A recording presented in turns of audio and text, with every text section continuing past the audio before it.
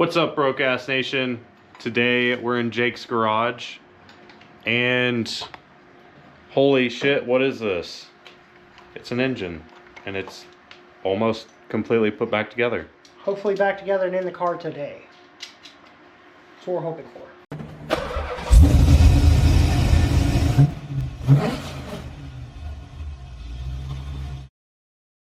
Alright, so give us an update. Well, it's back. Huge shout out to Chris Roth from the Ford dealership up in Akron. He's the one that rebuilt my transmission, and he found out I was still having issues getting it back together. So he got a hold of me and basically gave me an offer I couldn't refuse. He was willing to put the crank and the connecting rods in and a couple other components. So with his help, he was able to do the low end. If you want to see that and some updates on it there, check out Instagram for me at KaboostedST on Instagram. Always in the description. Always in the description. But after we got it back, I took a couple of days to get started on it because I'm anxious. I want it. I want to drive it, but I want to do it right. So we started by putting a little bit here and a little bit there, one piece at a time kind of deal. And it's been about 2 weeks and we're put almost completely together. We've got like a handful of parts left on the parts wall over there. Yeah, that used to be full. Used to be completely full to the point where stuff was stacked on stacked on stacked. But we went through and we cleaned a bunch of stuff. We got the timing set, new timing components are on, new water pumps on. We have brand new variable valve timings. We've got new knock sensors. We've got new oil pressure sensor. We've got oil cooler on the other side. That timing belt looks fun. It's honestly not bad. The hardest part is just having the timing toolkit you need from Ford for it. But if you have the kit, I did the whole timing in an hour and a half. And that was resetting the cams, all the cam lobes, making sure everything was positioned correctly, and throwing that all in. I don't know why they decided on this belt, but I really like the fact that it's got carbon Kevlar timing belt. It makes a lot more peace of mind when you come from something like timing chains like I used to. That's a really, really good belt. Yeah, your old one was like not even screwed up. No, it's perfectly good. As a matter of fact, I have it sitting over here because it's going to go in a save pile in case I ever need a belt. But yeah, we've got a bunch of new components on it. We've had to order a couple things here and there because I didn't realize it was missing until it was missing. One of those things that was holding us up last week was oh, that's not the right bolt. We're going to find a shorter one. If you come over here, you can see it's got a brand new thermostat housing on it. Shiny, brand new. Is that this? Yeah, that thing. Oh, okay. Yeah, I see now. So this is the old thermostat housing. It's a little grotty, but it's not bad. The problem is the way the thermostat sits in here. I don't know if you've ran into this style thermostat. It's just a rod.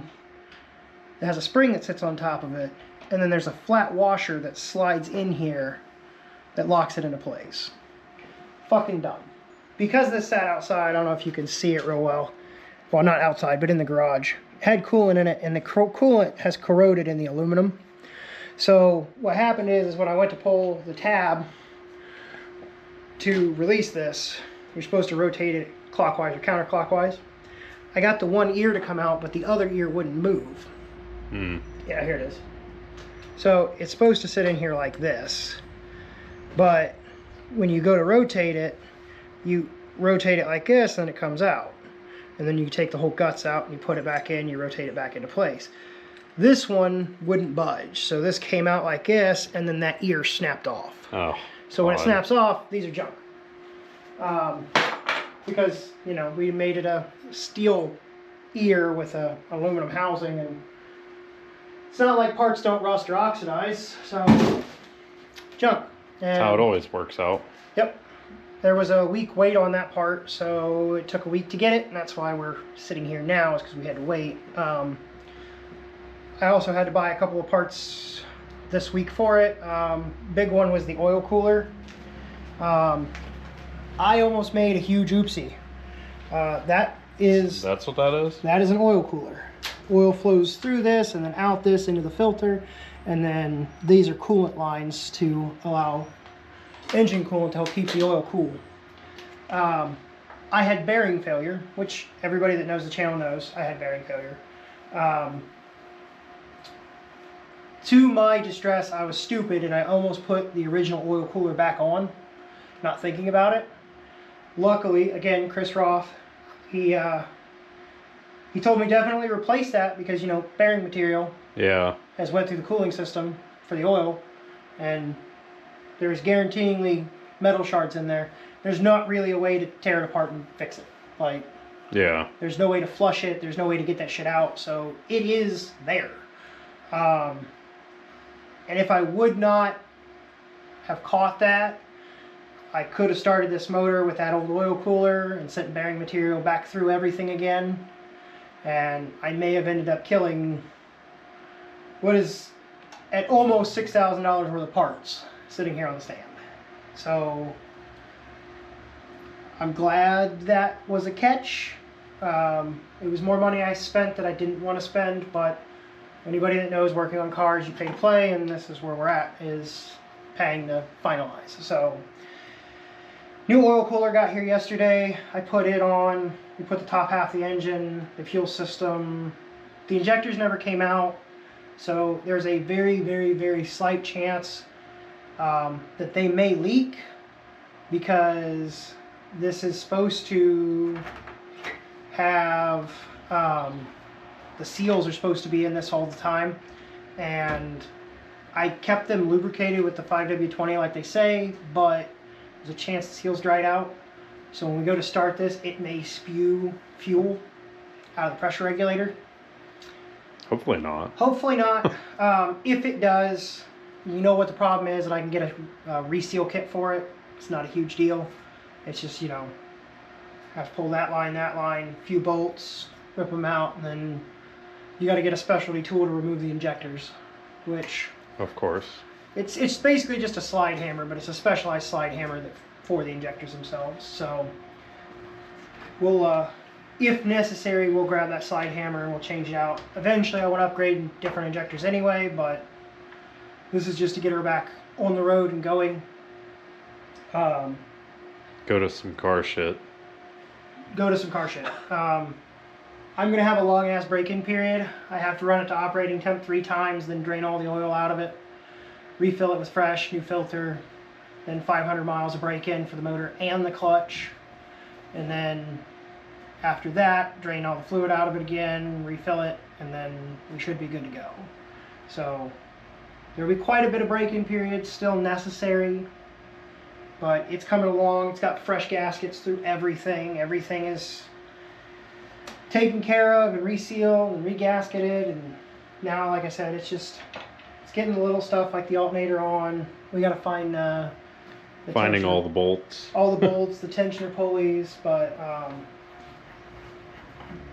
the biggest problem, the biggest hurdle we have left is once we get all the little shit on this, it's pulling this off the stand, which is going to suck on its own. We're probably going to sit it over here in my little roller desk chair, because I need somewhere to sit it, and we have to take, I got brand new flywheel bolts. We got to put the flywheel on this. Oh, that's a nightmare. Yeah, because we're going to have somebody hold that side of it so we can torque those bolts down. And me and Matt did it once, and I swore to God I'd never do it again.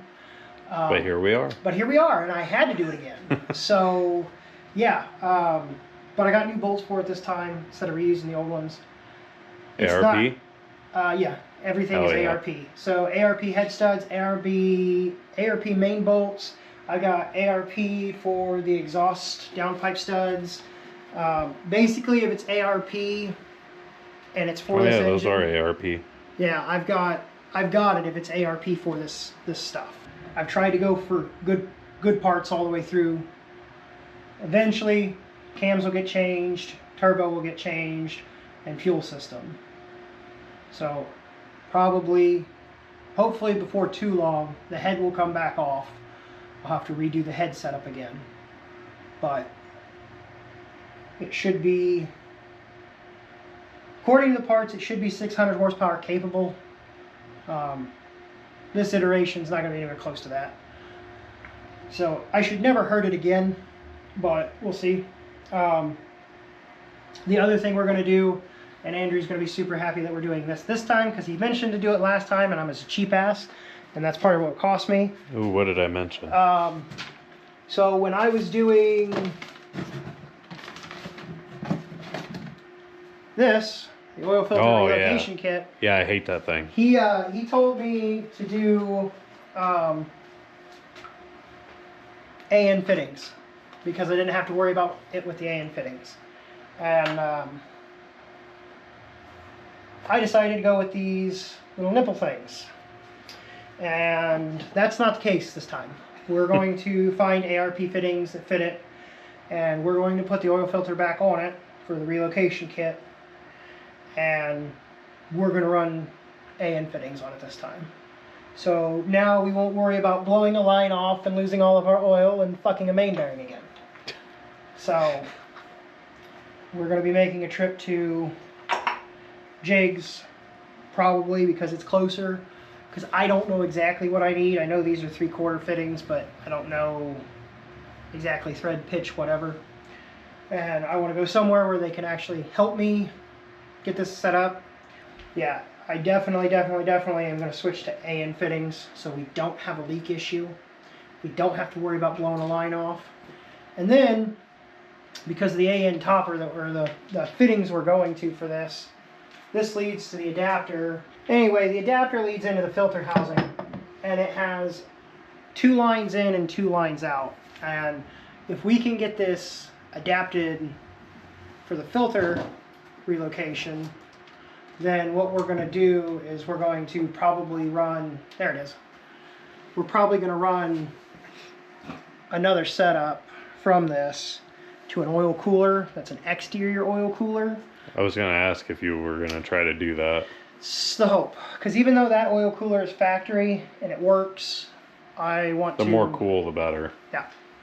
Yep. Which is part of the reason the thermostat housing got changed instead of just reusing the factory stuff. I went from Ford's factory, I think it's like 190 or 210 thermostat, to Mishimoto's, I think it's 165 degree thermostat. So this thing should never see above like 180, 185 degrees on coolant side. Now, if we can keep the oil side cool as well, that would be great. Also, another thing we forgot to mention, in the oil pan, which you guys didn't get to see, but if you check out the Instagram, you'll see it, there is a baffle sump in the oil. Well, there's a factory sump in it, and then I also put an exterior baffle in it so that we won't have slosh anymore. Oil pump is completely surrounded in its own little box. Nice. So it's got a whole secondary windage tray and baffle system in it. So we should not have any more problems with oiling. Fueling is going to be my only real issue. When you're flying around the roundabouts. Well, and also autocrossing. I'm hoping once we get this back together and drivable after the break-in shit, I'm hoping to hit a couple of autocrosses. I have future plans that I want to talk to Andrew and Steven about. It would make for really good content, but it's convincing them to go. I want to go do a couple other crazier things, hopefully this year. And yeah. But it's getting it back in there and broke in. And then once it's in there and broke in, then... In there. I mean, that's broken, but it needs to be broke in. But yeah, so hopefully we get it back together. Like I said, I'm hoping to get it in the car, just in the car on the mounts. That's the goal for the day. Because we don't have a whole lot on the exterior left. We just have, like I said, flywheel, the clutch, mounting it to the transmission. And then once we get that done, and obviously a couple miscellaneous parts, timing, or the timing's on, but the, you know, little shit around the belt system, I think we're ready to go in. I need to separate the downpipe from the big Greddy up there, because I decided to connect the whole unit. And considering as big as that is, and it's good for storage. Yeah, you know, you look at it and then you look at the car and you're like, there's no way in how that fits under there. But that's the system that came off of it. I don't know if you can see it from this distance, but everything's V-banded. The downpipe, the mid-pipe, the rear, and then the tip on the back is all V-banded. Everything's been V-banded. So it'll make for easy installation, easy removal. There should be no more, if I need to switch something out, it should just be one 10mm bolt, pull it, put something else in its place. Depending on what we do, I may end up making a test pipe to get rid of the baffle in the middle. I may end up pulling the Greddy off and putting a delete back there for if we're going to be out doing some really dumb shit. I like that system, but sometimes it's a little too quiet. So hopefully we'll just get it back on for now, but I need to get the downpipe off, because when we do first startup, I'm doing a startup without any exhaust on it. It's just going to have the downpipe under the car. So that's it for now until we finish getting stuff put on this. All right. Well, there you guys go. There was an update. I know this was just pretty much talking, but we ain't heard nothing really from Jake in a long time. So there you guys go. It's soon. It's gonna be soon. Super soon. So yeah. Till next time, keep off those jack stands and stay broke, folks.